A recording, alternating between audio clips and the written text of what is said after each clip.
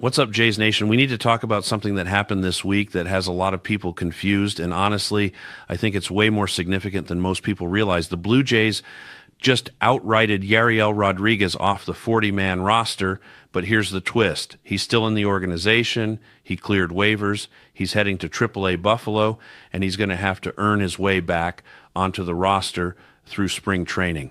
Now, if you're sitting there thinking, this sounds weird, you're absolutely right. This doesn't happen often, and when it does, it usually means something bigger is coming.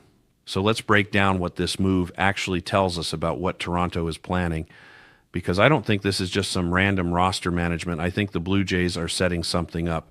Before we get into it, hit that like button and subscribe if you're not already locked in with us. We're covering every single move this front office makes, and you need to be here for all of it because things are about to get interesting. Let's dive in. Yariel Rodriguez just had a solid season.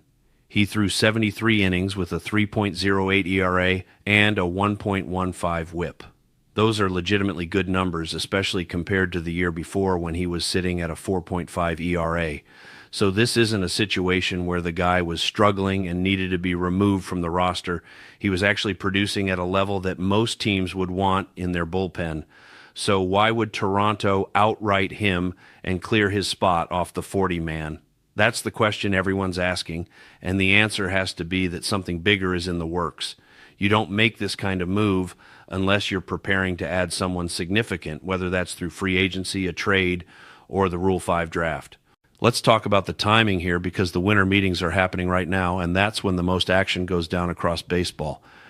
Teams are finalizing trades, signing free agents, and making moves in the Rule 5 draft. The fact that Toronto cleared this 40-man spot right before the meetings tells me they're positioning themselves to strike on something. Maybe they're close to signing a big-name reliever. Maybe they're about to pull off a trade that requires roster space. Or maybe they've got their eye on someone in the Rule 5 draft and needed to create flexibility. Whatever it is, this wasn't a random decision. This was calculated, and it's tied to something the Blue Jays are about to do. One name that keeps coming up in rumors is Edwin Diaz.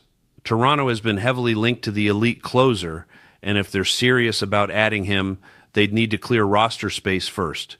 Diaz would be a massive addition to this bullpen, giving the Blue Jays one of the best late-inning arms in baseball. If that's the move they're preparing for, outrighting Rodriguez makes a lot more sense. You're upgrading the bullpen at the back end while still keeping Rodriguez in the organization as depth. That's smart roster management if you can pull it off.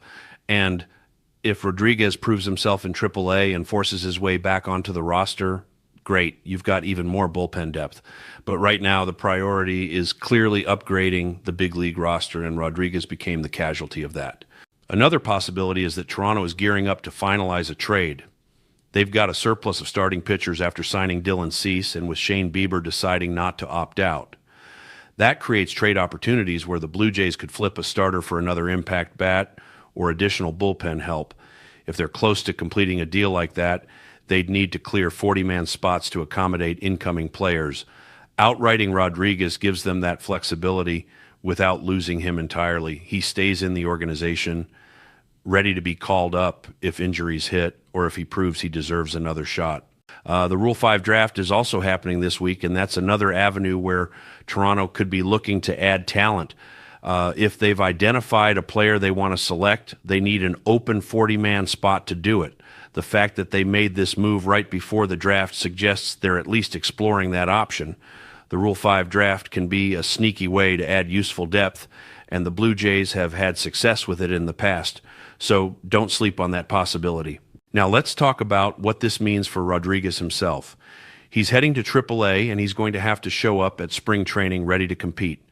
This isn't a demotion in the traditional sense because he's still with the organization, but it's definitely a wake-up call. The Blue Jays are telling him that his spot isn't guaranteed anymore, and if he wants to be back on the 40-man roster, he's going to have to earn it.